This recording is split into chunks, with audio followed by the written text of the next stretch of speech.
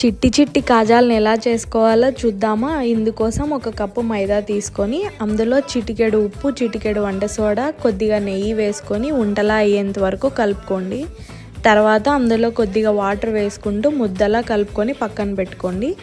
తర్వాత 1.5 కప్పు చక్కెర వేసుకొని 1/2 కప్పు నీళ్లు వేసుకొని ఇలాచి పౌడర్ వేసుకొని బాగా తీగపాకం వచ్చేసి పక్కన పెట్టేసుకోండి.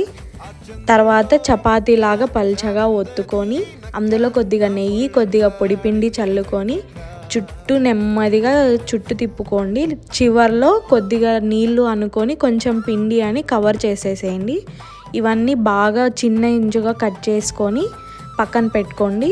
తర్వాత గోరువెచ్చని ఉన్న ఆయిల్లో ఈ కాజాలన్నీ వేసి అవంతట అవే పైకి వచ్చిన తర్వాత ఎర్రగా కాల్చుకోండి.